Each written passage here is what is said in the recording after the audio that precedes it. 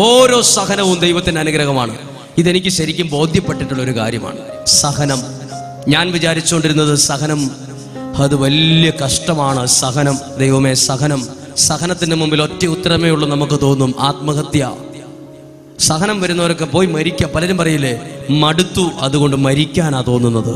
പല സഹനങ്ങളും ചെന്ന് നിന്നത് മരണത്തിൻ്റെ മുമ്പിലാണ്, കയറിൻ്റെ മുമ്പിലാണ്, വിഷക്കുപ്പിയുടെ മുമ്പിലാണ്. അതെല്ലാം ശവപ്പെട്ടി മാത്രമേ കാണുള്ളൂ. സഹനങ്ങൾ വരുമ്പോൾ ശവപ്പെട്ടി കാണിക്കുന്നത് പിശാചാണ്. സഹനങ്ങൾ വരുമ്പോൾ ശവപ്പെട്ടി കാണിക്കും, നിന്റെ ജീവിതം തീർന്നു, അത് കാണിക്കുന്നത് പിശാചാ. സഹനം വരുമ്പോൾ യേശുവിനെ കാണിക്കും. സഹനം വരുമ്പോൾ ഉയർപ്പ് കാണിക്കും. സഹനം വരുമ്പോൾ വെളിച്ചം കാണിക്കും. സഹനം വരുമ്പോൾ അഭിഷേകം കാണിക്കുന്നത് ദൈവമാണ്. പറഞ്ഞേ ഹല്ലേലൂയ. അതുകൊണ്ട് ഇന്ന് തൊട്ട് കേട്ടേ, ഞാനും എൻ്റെ ഒരു അനുഭവം നിങ്ങളോട് പറയാൻ ആഗ്രഹിക്കുകയാണ് ഈ സമയത്ത്. സഹനത്തെക്കുറിച്ച് വളരെ ചെറുപ്പത്തിലേ മുതൽ ഒരുപാട് സഹനത്തിലൂടെ കടന്നു വന്ന ഒരാളാണ് ഞാൻ. ഒരുപാട് സഹനം. ആ സഹനമുള്ള സമയത്ത് എനിക്ക് പലപ്പോഴും തോന്നിയത് മരിക്കാനാണ്. എൻ്റെ മനസ്സിൽ തോന്നിയത്, എനിക്ക് ഏറ്റവും നല്ല ഉത്തരം മരണമായിട്ടാണ് തോന്നിയിട്ടുള്ളത്. കാരണം എൻ്റെ ഓർമ്മ വച്ച കാലം മുതൽ എൻ്റെ അപ്പച്ചൻ വലിയൊരു മദ്യപാനി, എന്നും വീട്ടിൽ വഴക്ക്, നല്ലൊരു ഭക്ഷണമില്ല, ഉറങ്ങാൻ പറ്റില്ല, ഉപദ്രവം, ഒരു ദിവസവും കരയാത്ത ദിവസങ്ങളില്ല, ഇറങ്ങി ഓടണം. ഇതെല്ലാം പറയുമ്പം എൻ്റെ വീട്ടിലുള്ളവരെ മുഴുവൻ കുറ്റപ്പെടുത്തിയാണല്ലോ അച്ഛൻ ധ്യാനം പറയുന്നതെന്ന് പറയരുത്. ഞാനിനി പറയുന്നത് എൻ്റെ ജീവിതമാണ്. അതിൽ നിന്നാണ് എനിക്ക് എന്നോട് ദൈവം സംസാരിച്ചത്. ഞാൻ അതുകൊണ്ട് പുസ്തകത്തിൽ നിന്ന് വായിച്ചൊരു അറിവല്ല പറയുന്നത്, സഹനത്തിന് വിലയുണ്ടെന്ന് പറയാൻ പോവാണ്. എന്നെ ഇപ്പോൾ ഇതുപോലുള്ള ഒരു അൾത്താരയിൽ അല്ലെങ്കിൽ ഒരു മുമ്പിൽ ദൈവവചനം പറയാൻ പാകത്തിന് ഒരു അനുഗ്രഹമുള്ളൊരു വ്യക്തിയായി എന്നെ മൈക്ക് പിടിച്ച് നിർത്തിയതുണ്ടല്ലോ. ഒരു കാലത്ത് വലിയ സഹനത്തിലൂടെ കടന്നുപോയ സമയത്ത് ദൈവം തന്ന അനുഗ്രഹത്തിൻ്റെ വെളിച്ചത്തിലാണ് ഇവിടെ നിൽക്കുന്നത് പോലും. എൻ്റെ കഴിവിലോ ബുദ്ധിയിലോ സ്കൂളിൽ പഠിച്ച യോഗ്യത കൊണ്ടോ കഴിവിൻ്റെയോ മിടുക്കിൻ്റെയോ അടിസ്ഥാനത്തിലല്ല കടന്നുപോയ സഹനം. എൻ്റെ ചെറുപ്പകാലത്ത് ഒരു ദിവസം പോലും എന്ന് പറയും തെറ്റാണ്. ഒരുപാട് ദിവസങ്ങളിൽ റബ്ബർ പാറ്റുവേറങ്ങളിലാണ് കിടന്നുറങ്ങിയിരുന്നത്. ആ റബ്ബറിൽ സ്കൂൾ വിട്ട് വന്നു കഴിഞ്ഞാൽ അന്നേരെ റബ്ബറിൻ്റെ തോട്ടം ചൂലുകൊണ്ട് അടിച്ച് വൃത്തിയാക്കി സ്കൂൾ ബാഗ്, സ്കൂളിൻ്റെ പുസ്തകം, നോട്ട് ബുക്ക്, അത്താഴം കഴിക്കാനുള്ള ചോറ്, ഉള്ള കറികളെല്ലാം കൊണ്ടുപോയി പറമ്പിൽ വെക്കണം. മിക്കവാറും ദിവസങ്ങളിൽ അത് ഉറുമ്പ് കയറിപ്പോവും. തിന്നാനൊക്കത്തില്ല. ചിലപ്പോൾ ഇരുട്ടത്ത് തിന്നുമ്പോഴായിരിക്കും നമുക്ക് ഉറുമ്പിൻ്റെ രുചി വായി കിട്ടുന്നത്. അന്നേരം അത് തുപ്പിക്കളയും. അങ്ങനെ നല്ലൊരു ഭക്ഷണമില്ല. സ്കൂൾ പഠനങ്ങളൊന്നും അതുകൊണ്ട് ഒരു പരീക്ഷയ്ക്കും ജയിക്കാൻ സാധിക്കുന്നില്ല. സാഹചര്യങ്ങളെല്ലാം പ്രതികൂലം. അന്നേരം എനിക്ക് തോന്നി, ദൈവം എവിടെ? എന്തുകൊണ്ടിത്? എൻ്റെ വീടിരിക്കുന്ന സ്ഥലത്ത് വേറെ 4 വീടുകൾ കൂടിയുണ്ട്. ഒരു വീട്ടിലും ഒരു സങ്കടവും ഇല്ലെന്ന് എനിക്ക് തോന്നിയിട്ടുണ്ട്. ഞങ്ങളുടെ വീടിൻ്റെ അടുത്തൊരു ഹൈന്ദവ കുടുംബമാണ് താമസിച്ചത്. പാവപ്പെട്ട കുടുംബമാണേലും അവർ ഞങ്ങളോട് എപ്പോഴും പറയുമായിരുന്നു, എന്തു പ്രശ്നം ഉണ്ടെങ്കിലും ഞങ്ങളുടെ വീട് രാത്രിയിൽ അടക്കില്ല കേട്ടോന്ന്. അവരുടെ വീട് രാത്രിയിൽ അടയ്ക്കാറില്ലായിരുന്നു. അതായത് ആ കുടുംബത്തെക്കുറിച്ച് പറയുമ്പോൾ തന്നെ എനിക്ക് അവരുടെ മുഖങ്ങളെല്ലാം കാണാം. ആ വീട്ടിലെ ഹൈന്ദവ കുടുംബത്തിലെ അവർ പറയും, ഞങ്ങൾ തിണ്ണയുടെ വാതിലെ അടയ്ക്കുള്ളൂ, അടുക്കളയുടെ വാതിൽ അവർ അടയ്ക്കത്തില്ല. അതായത് ഞങ്ങളുടെ വീട്ടിൽ എന്ന് പ്രശ്നം കൂടിയാലും ഏകത്തിൽ ഇവരുടെ വീട്ടിൽ വന്ന് കയറാം. അത്രയും സ്വാതന്ത്ര്യമുള്ള കുടുംബമുണ്ടായിരുന്നു. എന്നാലും പലപ്പോഴും പറമ്പിലിരുന്ന് നേരം വെളുപ്പിക്കുക എന്നല്ലാണ്ട് ഈ വീട്ടിലൊന്നും കയറി പോയിട്ടില്ല. ചില സമയങ്ങളിൽ പോയിട്ടുണ്ട്, ഒരുപാട് സമയങ്ങൾ ചെലവഴിച്ചിട്ടുണ്ട്. അവർ ഞങ്ങൾക്കായി ഭക്ഷണം തരും. ഒരു വീട് പോലെയായിരുന്നു, ഒരു വീട് പോലെ. സ്വന്തക്കാരേക്കാൾ സ്നേഹം നല്ല ഈ കുടുംബമാണ്. അങ്ങനെ രാത്രിയിൽ ഞങ്ങൾ അവിടെ ഇരിക്കുമ്പോൾ ഈ പറയപ്പെട്ട ഈ ഹിന്ദുക്കളുടെ കുടുംബത്തിൽ നിന്ന് അവർ നന്നായി, അന്നത്തെ കാലത്ത് റേഡിയോയുണ്ട്, ടേപ്പ് റെക്കോർഡുണ്ട്, പാട്ട് കേട്ട് ചിരിക്കുന്ന സ്വരം കേൾക്കുമ്പോൾ പറമ്പിലിരിക്കുന്ന ഞങ്ങൾ കൊതിക്കും, ദൈവമേ അവരൊക്കെ എന്തോരം ഭാഗ്യമുള്ള കുടുംബമാണ്. ചിരിച്ചിട്ട് എത്രയോ നാളായി. 12 മണി, 1 മണി, 2 മണി, 3 മണി വരെ പറമ്പിലിരുന്ന് നേരം വെളുക്കണം. അവിടെ കിടക്കാൻ ഉറങ്ങാൻ പറ്റത്തില്ല. എൻ്റെ അപ്പച്ചൻ്റെ മദ്യപാനത്തിൻ്റെ കെട്ട് പൂസ് വിട്ട് കഴിഞ്ഞാലാണ് വിറക് വരയിലോ അടുക്കളയുടെ അടിയിലോ എവിടെയെങ്കിലും പോയി നേരം വെളുപ്പിക്കാൻ പറ്റുന്നത്. ഉറങ്ങാൻ കൊതിച്ചിട്ടുള്ള ഒരുപാട് നാളുകളുണ്ട്. അന്നൊക്കെ എനിക്കിതിൻ്റെ അർത്ഥം മനസ്സിലായില്ല. ഇപ്പോൾ പറയുമ്പോൾ എൻ്റെ അപ്പച്ചനെ കുറ്റം പറഞ്ഞിട്ടൊന്നുമല്ല ധ്യാനം പറയുന്നത്. ഇന്ന് അതിൻ്റെ ഒരു കൺക്ലൂഷൻ പറയട്ടെ വേഗത്തിൽ, എന്നിട്ട് ബാക്കി പറയാം. എനിക്ക് അങ്ങനെയുള്ള സഹനങ്ങൾ ഉണ്ടായതുകൊണ്ടാണ് ദൈവത്തെ ഞാൻ കണ്ടതും ദൈവത്തെ ഞാൻ അനുഭവിച്ചതും ഈ ദൈവവചനം ഞാൻ പ്രസംഗിക്കുന്നതും. അല്ലെങ്കിൽ ഞാനും പലരെയും പോലെ ആരെയെങ്കിലുമൊക്കെ പോലെ ഞാനും സുഖമായിട്ട് TV കാണുകയോ മൊബൈൽ നോക്കിയിരിക്കുകയോ അല്ലെങ്കിൽ എനിക്ക് സുഖമായി കാറെടുത്ത് ഏതെങ്കിലും ഒരു സ്ഥലത്തോടെ ഒന്ന് കറങ്ങി ഒക്കെ സുഖസമൃദ്ധമായിട്ട് എങ്ങനെയൊക്കെ കറങ്ങി ജീവിക്കാനൊക്കെ പറ്റും പലരെയും പോലെ. പക്ഷെ ദൈവവചനവുമായി നിങ്ങളുടെ മുമ്പിൽ നിൽക്കാൻ ഈ സമയം ഉപയോഗിക്കുന്നതന്നെ ദൈവത്തെ അറിഞ്ഞ് അനുഭവിച്ച സമയങ്ങൾ ഒരു നിശ്ചിത കാലത്ത് മുമ്പ് ഉണ്ടായിരുന്നത് കൊണ്ടാണ്. അതുകൊണ്ട് എപ്പോഴും ഞാൻ ഇങ്ങനെ പറയും, എന്നോട് ഒരു അനുഭവമുള്ള ഒരു അച്ഛൻ പറഞ്ഞു, നിനക്കുണ്ടായ എല്ലാ സഹനങ്ങളെ ഓർത്ത് നീ ദൈവത്തിന് നന്ദി പറയണം. നമ്മൾ ആരും നന്ദി പറയാത്തൊരു കാര്യമാണ് സഹനങ്ങൾ. ദൈവമേ, എല്ലാ സഹനങ്ങൾക്കും നന്ദി കേട്ടോ, എല്ലാ പരാജയങ്ങൾക്കും നന്ദി, എല്ലാ ഒറ്റപ്പെടലുകൾക്കും നന്ദി. നമ്മൾ എന്തിനു നന്ദി പറയുള്ളൂ? നല്ലൊരു കാർ എടുത്താൽ ദൈവമേ നന്ദി, 5 ഏക്കർ സ്ഥലം മേടിക്കാൻ പറ്റി ദൈവമേ നന്ദി, കുഞ്ഞിൻ്റെ കല്യാണം നല്ല രീതിയിൽ നടത്താൻ പറ്റി ദൈവമേ നന്ദി, അതിന് നമ്മൾ നന്ദി പറയും. എപ്പോഴെങ്കിലും നന്ദി പറഞ്ഞിട്ടുണ്ടോ? എനിക്ക് കഴിഞ്ഞ 10 വർഷമായി കിട്ടിക്കൊണ്ടിരിക്കുന്ന എല്ലാ സഹനങ്ങൾക്കും നന്ദി, എൻ്റെ ജീവിതത്തിൽ എനിക്കുണ്ടായ എല്ലാ പരാജയങ്ങൾക്കും നന്ദി. ഒരു പ്രാവശ്യമല്ല, 100 നന്ദി, എല്ലാ സഹനങ്ങൾക്കും നന്ദി. അങ്ങനെ പറയും, പറയാനുള്ള സാഹചര്യത്തിലേക്ക് വരിക.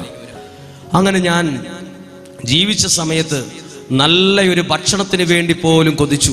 നല്ലൊരു ഭക്ഷണം കഴിക്കണമെന്നുള്ളത് ഒരു വലിയൊരു ആഗ്രഹം പോലെയായിരുന്നു. നല്ല ഭക്ഷണം കഴിക്കുന്ന സ്ഥലങ്ങൾ കണ്ടാൽ, നല്ല ഭക്ഷണം കൊടുക്കുന്ന സ്ഥലങ്ങളിലേക്ക് നോക്കി നിൽക്കും. അപ്പോൾ ചിലപ്പോൾ ആളുകൾ ഓടിക്കും. അന്ന കാലത്ത് നല്ല ഹോട്ടലുകളിൽ പോയി വാതൊക്കെ പോയി നിൽക്കും. അറിയത്തില്ലായിരുന്നു അന്ന് നല്ല ഭക്ഷണം നല്ല കഴിക്കാനുള്ള ആഗ്രഹം എനിക്കുണ്ടായിട്ടുണ്ട്. അങ്ങനെയുള്ള സമയത്താണ് എൻ്റെ കുടുംബത്തിൽ എനിക്ക് സ്വന്തക്കാർ തന്ന കുറച്ച് പണം കൊണ്ട് ഞാനൊരു പന്നിക്കുഞ്ഞിനെ മേടിച്ച് ഞാൻ വളർത്തിയ സമയത്ത് ഇതിനെ കൊണ്ട് എനിക്കൊരു സ്വപ്നം ഉണ്ടായിരുന്നു. ഇതിനെ വളർത്തി വിറ്റിട്ട് വീട്ടിലൊരു റേഡിയോ മേടിക്കണം. ആ ഒരു ആഗ്രഹത്തോടെ ഇതിനെ വളർത്തുമ്പം ഇതിന് ഭക്ഷണം കൊണ്ടുവരാൻ വേണ്ടി 3 ചായക്കട ഹോട്ടലുകളിൽ വേസ്റ്റ് എടുക്കാൻ വേണ്ടി ഞാൻ പോകും. പാത്രമായിട്ട് സ്കൂൾ വിട്ട് കഴിഞ്ഞിട്ട് പാത്രം എടുക്കാൻ വേണ്ടി 3 ഹോട്ടലുകളിൽ പോയി കഴിയുമ്പോൾ അവർ എൻ്റെ വരവ് കാത്തു നിൽക്കും. അവരെനിക്ക് വേണ്ടി പഴയ കപ്പയും രാവിലത്തെ ദോശയുടെ ബാക്കി, ഇഡലിയുടെ ബാക്കി എല്ലാം കൂടെ ഈ ബക്കറ്റിനകത്ത് ഇട്ട് തരും. ഞാനത് വേറെ റോട്ടിൽ കൂടെ ഇറങ്ങി എൻ്റെ വീട്ടിൽ കൊണ്ടുവരുമ്പം നല്ല ഭക്ഷണം കഴിക്കാൻ ഇല്ലാത്ത കാലത്ത് എൻ്റെ അമ്മ പന്നിക്ക് കൊടുക്കാൻ കൊണ്ടിരുന്ന ഭക്ഷണം വീതം വെക്കും. അതിനകത്ത് ഒരു ഭാഗമേ പന്നിക്കുള്ളൂ. അതിനകത്ത് നിന്നും നല്ലതെടുത്തിട്ട് ഞങ്ങൾ വീട്ടിൽ ഉപയോഗിച്ചിട്ടേ ബാക്കി കൊടുക്കത്തുള്ളൂ. നിങ്ങൾ പറയും ഇത് ഞാൻ നുണയാ പറയുന്നേന്ന്. ഇത് 100% ദൈവനാമത്തിൽ നുണയല്ല. പന്നിക്ക് കൊണ്ടിരുന്ന ഹോട്ടലിൽ നിന്ന് പന്നിക്ക് കൊണ്ടിരുന്ന ഭക്ഷണമാണ്. പക്ഷെ വീട്ടിൽ വെച്ച് അത് വീതം വെക്കും. എന്തെങ്കിലും ഒരു കപ്പയോ ദോശയോ നല്ലതാണെങ്കിൽ അതിങ്ങോട്ട് മാറ്റിയിട്ട് തീരെ മോശമുള്ളത് മാത്രമേ ഈ ജീവിക്ക് കൊടുക്കുള്ളൂ. അങ്ങനെ പോലും നല്ല ഭക്ഷണം കഴിക്കാനില്ലാത്ത സാഹചര്യങ്ങൾ ഒരുപാടുണ്ടായി. പക്ഷെ ഒരു കാര്യം ആദ്യം പറയാം, ദൈവവചനത്തിലൂടെ ദൈവത്തെ അറിഞ്ഞ് എനിക്ക് ഇഷ്ടംപോലെ നല്ല ഭക്ഷണം കഴിക്കാൻ ദൈവം ഒരുപാട് സാഹചര്യങ്ങൾ അതിൽ തന്നെ ഒരുക്കി തന്നിട്ടുണ്ട്. പറഞ്ഞേ ഹല്ലേലൂയ. സഹനങ്ങളിലൂടെ കടന്നുപോയി. 10ാം ക്ലാസ്സിൽ പഠിച്ച് എനിക്ക് പിന്നീട് ഒരു ആഗ്രഹം, ഏതെങ്കിലും ഒരു സെമിനാരിയിൽ പോകണം. അപ്പോഴാണ് ഞാൻ അറിയുന്നത് എൻ്റെ അപ്പച്ചൻ്റെ മദ്യപാനം കൊണ്ട് എൻ്റെ അപ്പച്ചൻ പള്ളിയിൽ പോകാൻ മടി കാണിക്കുന്ന ആളായതുകൊണ്ട് സ്ഥലത്തെ പള്ളിയിലെ അധികാരികൾ പറഞ്ഞു, നിന്നെ സെമിനാരി വിടാൻ ഒക്കത്തില്ല. നിനക്ക് നിന്റെ അപ്പം പള്ളിയിൽ പോലും വരാത്തൊരാളാണ്, അതുകൊണ്ട് അതിന് കത്ത് തരത്തില്ല. ആ കത്ത് മേടിച്ചെടുക്കാൻ തന്നെ ഞാൻ കുറേ പ്രാവശ്യം പള്ളിയുമായി ബന്ധപ്പെട്ട് ഓടി. കുറേ പ്രാവശ്യം നടന്നേ പിന്നെയാണ് എനിക്ക് ആ കത്ത് പോലും പള്ളിയിൽ നിന്ന് എഴുതി തരുന്നത്. വലിയ ബുദ്ധിമുട്ടി ചെല്ലുമ്പം ഞാൻ സെമിനാരി ചേരാൻ നേരത്ത് എൻ്റെ വീടിൻ്റെ സമീപത്ത് നിന്ന് വയനാട്ടിലേക്ക് ഒറ്റ ബസ്സേ ഉള്ളൂ. അന്ന് പാലക്കോട് ചെമ്പേരി ഭാഗത്ത് ഒറ്റ ബസ്സേ ഉള്ളൂ മാനന്തവാടിക്ക്. ആ ബസ്സിൻ്റെ പേര് ഏഞ്ചൽ എന്നാണ്. അത് നെടുമ്പോയിൽ ചുരം വഴി തലപ്പുഴ വഴി മാനന്തവാടി വരും. ഒരു ട്രിപ്പ് മാനന്തവാടി തിരിച്ച് ആലക്കോട് ഭാഗത്തേക്ക് തിരിച്ച് ഒറ്റ ബസ്സേ ഉള്ളൂ. ഇന്നിഷ്ടം പോലെ ബസ്സുണ്ട് പാൽച്ചുരം വഴി. ആ ബസ്സേ കയറിയിരുന്ന് സെമിനാരിയിൽ പോകുമ്പം സെമിനാരിയിൽ പോയ ഒരാളുടെ അനുഭവം എനിക്കില്ല. സെമിനാരിയിൽ പോകുമ്പോൾ ഞാനിങ്ങനെ പ്രാർത്ഥിച്ചു. എൻ്റെ പ്രാർത്ഥന ആരും പ്രാർത്ഥിച്ചേക്കരുത്. ഞാൻ പ്രാർത്ഥിച്ചു, ദൈവമേ എന്നെ പോലെ തന്നെ സങ്കടമുള്ള ഒരുത്തനും കൂടെ സെമിനാരി ചേരാൻ ഇടയാകണേന്ന്. എന്നെ പോലെ സങ്കടം വരണമെങ്കിൽ അപ്പൻ കുടിയനായിട്ടുള്ള ഒരാൾ കൂടെ സെമിനാരി വരണം. എൻ്റെ സങ്കടമുള്ള ഒരാളും കൂടെ ഉണ്ടാകണേന്ന്. അങ്ങനെ സെമിനാരി ചേർന്നു. 19 പേര് സെമിനാരിയിൽ, 19 18 പേര് ഞാൻ മുഖത്ത് നോക്കി. ആർക്കും ഒരു സങ്കടമോ ദുഃഖമോ എനിക്ക് വായിച്ചെടുക്കാൻ കഴിഞ്ഞില്ല. എല്ലാവരും ആ പ്രായത്തിൻ്റെ സന്തോഷത്തിൽ, ഞാൻ മാത്രം എൻ്റെ മനസ്സ് ദുഃഖിച്ച്. അപ്പോൾ എന്നോട് പഠിപ്പിച്ചിരുന്ന അധികാരികൾ ചോദിച്ചു, എന്താ എപ്പോഴും ദുഃഖം? ഞാൻ പറഞ്ഞു ഒന്നുമില്ല. അപ്പോൾ അവർ വിചാരിച്ചു എൻ്റെ വീട്ടിൽ നിന്ന് ഞാൻ മാറിയത് കൊണ്ടായിരിക്കും ദുഃഖം എന്ന് വിചാരിച്ചു. എൻ്റെ വീട്ടിൽ ഞാൻ താമസിച്ചിരുന്ന സമയത്ത് മിക്ക ദിവസങ്ങളിൽ രാത്രിയിലും ഈ ലൈറ്റ് എടുത്തില്ല. ലൈറ്റല്ല, അന്ന് വിളക്ക് ഓണാക്കത്തില്ല. കാരണം എൻ്റെ അപ്പച്ചൻ മദ്യപിച്ചാൽ വരുന്നെങ്കിൽ ആ വെളിച്ചം കാണുന്നിടത്തേക്ക് വന്ന് ഉപദ്രവിക്കും. അതുകൊണ്ട് ഇരുട്ടത്താണേലും ഒരു മെഴുകുതിരി ഒരു വിളക്കൊക്കെ കത്തിച്ചു വെക്കുള്ളൂ. എന്തെങ്കിലും ഒരു അസ്വസ്ഥതയോ ഒച്ചയോ തോന്നിയാൽ അന്നേരം അത് ഊതി ഓടും. വഴി വളരെ ക്ലിയർ ആയിട്ട് ഓടി രക്ഷപ്പെടും. അങ്ങനെ സെമിനാരിയിൽ ചെന്നപ്പോഴും എനിക്ക് വെളിച്ചത്ത് നിൽക്കാൻ ഒരു പേടിയുണ്ടായ സമയമുണ്ടായി. വെളിച്ചത്ത് ട്യൂബ് ലൈറ്റിന്റെ വെട്ടത്ത് എന്നെ കാണത്തില്ല. അപ്പോൾ എൻ്റെ ക്ലാസ്സിലെ ഒരു ലീഡർ ചെന്ന് അച്ഛനോട് പറഞ്ഞു ഞാൻ മാത്രം ഇരുട്ടത്തെ നിൽക്കുള്ളെന്ന്. അച്ഛൻ എന്നെ പൊതുവായി വിളിച്ചിട്ട് ഇങ്ങനെ ഉറക്കെ ചോദിച്ചു, നീ എന്നടാ കാട്ടുജാതിയാണോ എന്ന് ചോദിച്ചു. കാട്ടുജാതിയിലുള്ള ഒരു വെളിച്ചത്ത് നിൽക്കത്തില്ല. അപ്പോൾ ഞാൻ പറഞ്ഞു അല്ല, അതുകൊണ്ട് എന്നോട് ഓർഡർ ഇട്ടിരിക്കുകയാണ്, ഇന്നു മുതൽ നിന്നെ വെളിച്ചത്ത് നിൽക്കുന്നത് കണ്ടില്ലെങ്കിൽ എനിക്കൊരു ശിക്ഷണം. അതുകൊണ്ട് പേടിച്ചിട്ട് ഞാൻ ലൈറ്റിന് ചോട്ടിൽ നിൽക്കാൻ തുടങ്ങി. അങ്ങനെ ഞാൻ നിന്ന് വെളിച്ചത്ത് നിൽക്കാൻ തന്നെ ഞാൻ പഠിച്ചു. അങ്ങനെ പഠിച്ച് സെമിനാരിയിൽ 1 വർഷം ഞാൻ പ്രാർത്ഥിച്ചു, ദൈവമേ എൻ്റെ പോലത്തെ സങ്കടമുള്ള ആരെയും ഒന്നും എനിക്കൊരു കൂട്ടുകാരനായിട്ടില്ലല്ലോ. എൻ്റെ സങ്കടം ആരോടെങ്കിലും പറഞ്ഞാൽ അവർ പറയും, ഇപ്പൊ കുടിക്കാത്ത ആരാ ഉള്ളേ? കുടിക്കുന്ന ഇപ്പൊ മദ്യപാനത്തിന്റെ വിഷമം മൂലം വിഷമിക്കാത്തവരൊക്കെ ചിന്തിക്കുന്നറിയോ, ഇപ്പൊ ഇച്ചിരി കുടിച്ചെന്നോർത്ത് ഇപ്പൊ അവരൊക്കെ ഇപ്പൊ എന്താ പറ്റിയത്? കുടിക്കാത്ത മനുഷ്യന്മാരുണ്ടോ? ഇങ്ങനെ ന്യായീകരിക്കുന്നവരുണ്ട്. പക്ഷെ അനുഭവത്തിലൂടെ കടന്നു പോകുന്നവർക്കേ അതിന്റെ തീവ്രത മനസ്സിലാകത്തുള്ളൂ. അതിന്റെ ഈ കത്തിവെച്ച് മുറിച്ചതുപോലുള്ള വേദനയെ ചിലപ്പോൾ നമ്മൾ പറയില്ലേ, എൻ്റെ കാലെ കൊണ്ട മുള്ളിന്റെ വേദന എനിക്ക് വലുതാ. ഞാൻ വേറൊരാളോട് പറഞ്ഞാൽ പറയും, കാലിൽ ഇച്ചിരി മുള്ളു കൊണ്ടതല്ലേ അച്ചു കുഴപ്പമുള്ളൂ, അയാൾക്കത് ചെറുതാ. എനിക്ക് എൻ്റെ കാലെ കൊണ്ട മുള്ളിന്റെ വേദന എൻ്റെ വേദന എനിക്ക് വലുതാ, നിങ്ങളുടെ വേദന നിങ്ങൾക്ക് വലുതാ, പക്ഷെ എനിക്ക് ചെറുതാ. പക്ഷെ വേറൊരു കാര്യം, നമ്മുടെ കുഞ്ഞു വേദന പോലും എൻ്റെ കൂട്ടുകാരന് ചെറുതാണേലും എൻ്റെ ചെറിയ വേദന എൻ്റെ ദൈവത്തിനത് വലുതാണ്. പറഞ്ഞേ ഹല്ലേലൂയ. അവർക്ക് പറഞ്ഞേ ഹല്ലേലൂയ. ചേർന്ന് പറഞ്ഞേ ഹല്ലേലൂയ. സഹനത്തെക്കുറിച്ച് അങ്ങനെ ഞാൻ സെമിനാരിയിൽ ചേർന്ന് 1 വർഷം പ്രാർത്ഥിച്ചു, ദൈവമേ എൻ്റെ പോലെ സങ്കടമുള്ള ആരെയും കണ്ടുപിടിക്കണേ. എനിക്കൊക്കെ ആരെയും കണ്ടുപിടിക്കാൻ പറ്റിയില്ല. സെമിനാരിയിൽ 1 വർഷം കഴിഞ്ഞ് 2ാമത്തെ വർഷത്തിലേക്ക് ഞാൻ കയറി. 2ാം വർഷം കയറിയപ്പം ഞാൻ സെമിനാരി പഠിക്കുമ്പോൾ ഒരു പ്രത്യേകതയുണ്ട്. അവനവൻ്റെ വസ്ത്രങ്ങളും ഒക്കെ അലക്കി തേച്ച് ഉപയോഗിക്കണം അവരവർ തന്നെ. ഞാൻ എൻ്റെ വസ്ത്രങ്ങളെല്ലാം അലക്കി, നല്ല വെയിലുള്ളൊരു സമയമാണ്, ടെറസിൻ്റെ മുകളിൽ കൊണ്ടുപോയി വിരിച്ചിട്ടുകൊണ്ടിരിക്കുകയാണ്. ബക്കറ്റ് താഴെ ഓരോ ഡ്രസ്സ് എടുത്ത് പിഴിഞ്ഞ് അയലിങ്ങനെ ഇടുകയാണ്. കയറയിലിങ്ങനെ ഇട്ടുകൊണ്ടിരിക്കുമ്പം ഞാൻ വെറുതെ താഴോട്ട് നോക്കിയപ്പം എൻ്റെ ഒരു കൂട്ടുകാരൻ ബാത്റൂമിൻ്റെ പുറകിൽ നിന്ന് ഭയങ്കരം കരച്ചിൽ. എനിക്ക് വലിയ സന്തോഷമായി. എന്നെ അവൻ കണ്ടിട്ടില്ല. ഇവനിങ്ങനെ നിന്ന് ബാത്റൂമിൻ്റെ പുറകിൽ നിന്ന് കരയുക. അത് കാണണമെങ്കിൽ മോളിൽ നിൽക്കുന്നവർക്കേ കാണാൻ പറ്റുള്ളൂ കേട്ടോ. മോളിൽ നിൽക്കുന്നവർക്ക് ഈ പ്രദേശത്ത് അതെപ്പോഴും അങ്ങനെയല്ലേ.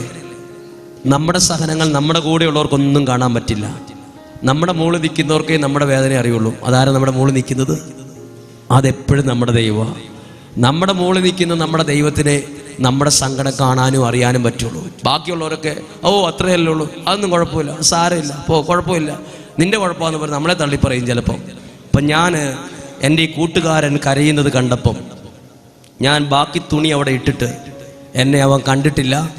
ഞാൻ പെട്ടെന്ന് ഈ സ്റ്റെയർ ഇറങ്ങി വന്ന് ഞാൻ ഈ ഫ്രണ്ടിൽ കൂടെ ചെന്ന്, ഇതൊന്നും അവന് കാണാൻ പറ്റില്ല, അവനപ്പുറത്തൊരു മറവിലതിക്കുന്നത്, മുകളിൽ നിന്നാലേ കാണത്തുള്ളൂ. ഞാൻ അടുത്ത് വന്ന് അവൻ്റെ കയ്യെ ചാടി പിടിച്ചു. അവൻ ഞെട്ടിപ്പോയി. ഒരൊറ്റ ഞെട്ടിയിട്ട് ഞെട്ടിവാടെ അവൻ ഒരു കൈ കൊണ്ട് അവൻ കയ്യിൽ പിടിച്ചിരുന്ന ആ എഴുത്ത്, അതൊരു ഇല്ലൻ്റായിരുന്നു, അത് ചുരുട്ടി അവൻ്റെ പാൻസിൻ്റെ കീശയിൽ താഴ്ത്തിയിട്ടു.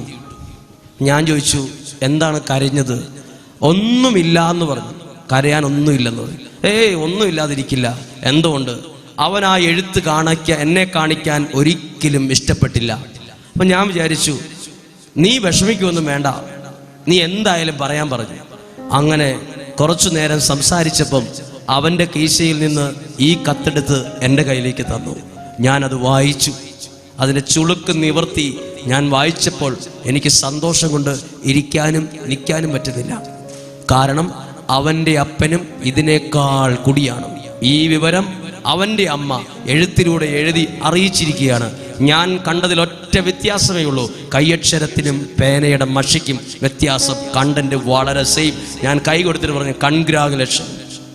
1.5 വർഷമായി നിന്നെപ്പോലെ ഒരുത്തനെ ഒരു ആളെ കണ്ടുപിടിക്കാൻ വേണ്ടി പ്രാർത്ഥിച്ചിട്ട് 1.5 വർഷം കഴിഞ്ഞപ്പോഴാണ് ദൈവം എൻ്റെ പ്രാർത്ഥന കേട്ടത്. കൺഗ്രാജുലേഷൻ. അങ്ങനെ അന്നു മുതൽ, ആ എഴുത്ത് വായിച്ച് അന്നു മുതൽ ഞാനും ആ വ്യക്തിയും തമ്മിൽ വലിയ സുഹൃത്തുക്കളായി. അങ്ങനെയാണ് ഒരു സുഹൃത്ത് ബന്ധം ആരംഭിക്കുന്നത്.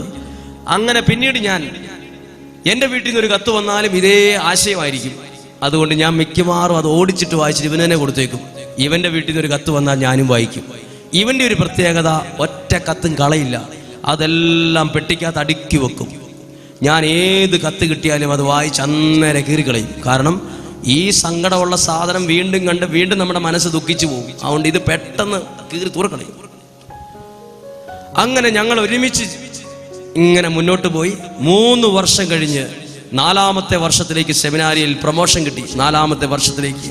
4ാമത്തെ വർഷം 1 വർഷക്കാലം പ്രാർത്ഥനയുടെ വർഷമാണ്. പ്രാർത്ഥനയാണ് കൂടുതൽ അതിനകത്ത്. വിവിധതരം പ്രാർത്ഥനകൾ, വിവിധതരം ധ്യാനങ്ങൾ എല്ലാം ബൈബിൾ പഠിപ്പിക്കുന്ന ഒരു വർഷം.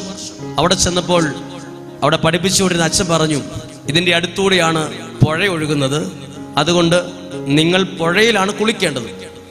വളരെ സന്തോഷം. പുഴയിൽ കുളിക്കാൻ കിട്ടിയാൽ വളരെ സന്തോഷം. സന്തോഷത്തോടെ അത് ഏറ്റുവാങ്ങി 1/4 മണിക്കൂർ എല്ലാ ദിവസവും പുഴയിൽ ചാടി കുളിക്കാൻ അവസരമുണ്ട്. അപ്പോൾ എനിക്കും എൻ്റെ കൂട്ടുകാർക്കൊക്കെ നീന്തൽ അറിയാവുന്ന കുറച്ച് ആളുകൾ ഞങ്ങൾ പുഴയിൽ ഓടി വന്ന് ഇവിടെ ചാടാൻ പാകത്തിന് കല്ലൊക്കെ മാറ്റി ഒന്നും ചാടിയാലും ഒന്നും പറ്റാത്ത ഒരു നല്ലൊരു കുഴി രൂപപ്പെടുത്തിയിട്ടുണ്ട്. ചാടി ഇതിനു മുമ്പുണ്ടായിരുന്ന ആൾക്കാർ ധൈര്യപൂർവ്വം ചാടാം. അങ്ങനെ ചാടി നീന്തി കുളിച്ചുകൊണ്ടിരിക്കുകയാണ്. ആ സമയത്ത് സെമിനാരിയിൽ 5 ദിവസത്തെ താമസിച്ചുള്ള ധ്യാനം വന്നു. 5 ദിവസത്തെ. അപ്പോൾ അച്ഛൻ പറഞ്ഞു, ഈ 5 ദിവസങ്ങളിൽ ആരും പുഴയിൽ കുളിക്കാൻ പോകണ്ട, ഇവിടെയുള്ള ടോയ്ലറ്റിൽ കുളിച്ചാൽ മതി. 5 ദിവസവും പുഴയിൽ ചാടി കുളിച്ച് വർത്താനം പറഞ്ഞിരിച്ചാൽ ധ്യാനത്തിൻ്റെ ആ ഒരു അനുഗ്രഹം കിട്ടില്ല. അതുകൊണ്ട് കുറച്ചുകൂടെ ശ്രദ്ധിച്ച് ധ്യാനം, സീരിയസ് ധ്യാനമായിരിക്കണം. ധ്യാനിപ്പിച്ച സമയത്ത് ഞങ്ങൾക്കൊരു വിഷമം, 5 ദിവസം ഇനി പുഴയിൽ പോകാൻ പറ്റത്തില്ലല്ലോ. ധ്യാനം നടന്നുകൊണ്ടിരിക്കുമ്പം എൻ്റെ കൂട്ടുകാരൻ എല്ലാ പോയിന്റുകളും എഴുതി എടുക്കുക. അപ്പം ഞാനും നിങ്ങളെപ്പോലെ ആ ധ്യാനത്തിൻ്റെ സമയത്ത് ഉറങ്ങാൻ തുടങ്ങി. നിങ്ങളുണ്ട് ഇവിടെ ഇല്ല. ധ്യാനം തുടങ്ങുന്നവരെ ചില ആൾക്കാർ ഉറങ്ങാൻ തുടങ്ങും. ഞാൻ പകുതി ഉറങ്ങിപ്പോയി. ഇവൻ ധ്യാനത്തിൻ്റെ ആശയങ്ങൾ കേട്ട് എഴുതുകയും വരയ്ക്കുകയും ചെയ്യും. അങ്ങനെ അവൻ ഈ ധ്യാനിപ്പിച്ച് അച്ഛൻ പറഞ്ഞു, സഹനങ്ങൾ ഭാഗ്യമാണ്, സഹനങ്ങളൊന്നും കളയരുത്. ഈ സഹനങ്ങളാണ് നാളെ നിങ്ങളാക്കുന്നത്. നിങ്ങൾ ഇപ്പോൾ സഹിക്കുന്ന ഓരോ സഹനവും നിങ്ങൾ ഏറ്റെടുക്കണം. എന്നിട്ട് എന്ത് ചെയ്യണം? അത് ഈശോയുടെ കുരിശിനോട് ചേർത്ത് വെച്ച് കാഴ്ചവെച്ച് പ്രാർത്ഥിക്കുമ്പോൾ നിങ്ങളുടെ ജീവിതത്തിൽ നിങ്ങൾ പ്രാർത്ഥിക്കുന്ന വിഷയത്തിൽ ദൈവം ഇടപെടുമെന്ന് പറഞ്ഞു. ഹല്ലേലൂയ. അപ്പോൾ ഈ വ്യക്തി എന്ത് ചെയ്തു? ഇവൻ പറഞ്ഞു, ഇങ്ങനെ ചിന്തിച്ചു, ഇന്നു മുതൽ എന്തു സഹനം വന്നാലും അത് എൻ്റെ അപ്പൻ്റെ മദ്യപാനം മാറാൻ വേണ്ടി ഞാൻ ആ സഹനത്തെ ആരോടും പറയാതെ അത് ഏറ്റെടുത്ത് സമർപ്പിച്ച് പ്രാർത്ഥിക്കും. അങ്ങനെ തുടങ്ങി. ധ്യാനം കഴിഞ്ഞപാടെ അച്ഛൻ പറഞ്ഞു, 5 ദിവസവും ധ്യാനമായോണ്ടാണ് ഇവിടെ, ഇനി പുഴയിൽ പോയി കുളിച്ചോളാൻ പറഞ്ഞു. അന്ന് വൈകുന്നേരം 1.5 മണിക്കൂർ പുഴയിൽ ചാടാനുള്ള അവസരം കിട്ടി. ഞാനും ഈ പറഞ്ഞ കൂട്ടുകാരനും കൂടെ ആദ്യം പുഴയിൽ ചാടാൻ വേണ്ടി ഓടി വന്ന് സാധാരണ മുങ്ങിക്കുളിക്കാനല്ല ഓടിയത്, നേരത്തെ പ്ലാൻ ചെയ്തു ചാടണം.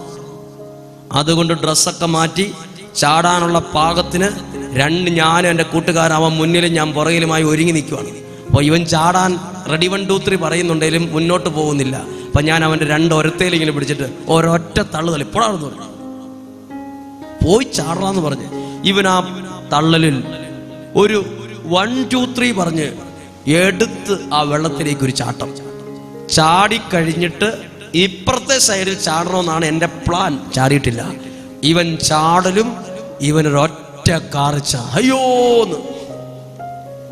ഞാൻ ചാടാനിരുന്നതാണ്, പക്ഷെ ഞാൻ ചാടുന്നതിന് പകരം വേഗത്തിലിറങ്ങി എന്നാന്ന് ചോദിച്ചു എൻ്റെ കൂട്ടുകാരെല്ലാം ഓടി വന്ന് ഇവനെ വെള്ളത്തിൽ നിന്ന് എടുത്തപ്പം കാല് നിറയെ ചോര. എന്നാ പറ്റിയാന്ന് ഇവനും അറിയില്ല. എടുത്ത് വെള്ളത്തിൽ നിന്ന് എടുത്ത് കരയ്ക്ക് കൊണ്ടുവരുമ്പോഴറിയണത് ഒരാഴ്ച ചാടാതെ കിടന്ന പുഴയാണ് ആ കുഴി. അപ്പൊ ഈ രണ്ട് സൈഡിലും മുള്ളുള്ള ടൈപ്പ് ഇല്ലി വളർന്ന് വെള്ളത്തിലേക്ക് കിടക്കുകയാണ്. അതിങ്ങനെയുണ്ട്, തണലാണ് അവിടെ. അപ്പൊ ഈ മുള്ളുള്ള ഇല്ലിയുടെ ഒരു കമ്പ് ഈ വെള്ളത്തിനടിയിൽ കിടന്ന് അത് ഈ മുള്ളുള്ള ഈ ഇല്ലിയുടെ കമ്പ് ഉപ്പൂറ്റി കയറിപ്പോയി. അപ്പോ ഇതാകെ വലിയ വിഷയമായി. ഇത് വലിയൊരു മുറിവായിട്ട് മാറി. ചോര നിൽക്കുന്നില്ല. വെള്ളത്തിൽ നിന്നും കൂടെ കയറി വന്ന് ഈ വെള്ളത്തിന്റെ അംശം കൂടെ ഉള്ളതുകൊണ്ട് വലിയ മുറിവുള്ള പോലെയാണ്. അപ്പോൾ ഞങ്ങളുടെ കൂട്ടുകാരൻ പറഞ്ഞു, എടാ ഇങ്ങനെ ചാടി കുളിച്ച് കാലയിൽ മുറിഞ്ഞെന്നറിഞ്ഞാൽ ഇന്നത്തോടുകൂടി അച്ഛൻ പുഴയിലെ കുളി നിർത്തും. അതുകൊണ്ട് കാല് മുറിഞ്ഞതായിട്ട് പറയരുത്. ധൈര്യമുള്ള ഒരുത്തൻ ആ ഇല്ലിയുടെ കമ്പ് ഊരിയെടുത്ത് കമ്മ്യൂണിസ്റ്റിന്റെ ഇലയില്ലേ അത് അരച്ച് ശരിക്കും മരുന്ന് പോലെ ചെച്ച് കെട്ടി സെറ്റപ്പാക്കി. അവനോട് ചോദിച്ചു, എടാ വേദന ഉണ്ടോന്ന് ചോദിച്ചു. ഒരു വേദന ഇല്ലെന്ന് പറഞ്ഞു. ശരിക്കും ചോട്ടാണ്, ഒരു കുഴപ്പമില്ലെന്ന്. സാധാരണ പോലെ കയറിപ്പോയി. ഈ ചാട്ടത്തിൽ ഈ ഇല്ലിയുടെ കമ്പ് മുള്ള് കൊണ്ടിട്ട് കാല് ഈ കൂട്ടുകാരന്റെ കാല് മരച്ച് ഉപ്പുറ്റി. അതവൻ മറിഞ്ഞില്ല. അതുകൊണ്ട് വേദന അവന് തോന്നിയില്ല. ചോരയുടെ വരവൊക്കെ നിന്ന് അന്ന് രാത്രി മുഴുവൻ ഒരു പരിധി വരെ ഉറങ്ങിത്തീർത്ത് നേരം വെളുത്ത് എല്ലാരും നോക്കി, എടാ കാലിനെങ്ങനെയുണ്ട്? കാല് നോക്കിയപ്പം ഉപ്പൂറ്റിയുടെ ആ ഭാഗം നീല നിറത്തിൽ ചോര ചത്ത് കിടക്കുന്ന നീര് മുകളിലോട്ട് കയറുകയാണ്. അവന് ശരിക്കും നടക്കത്തില്ല.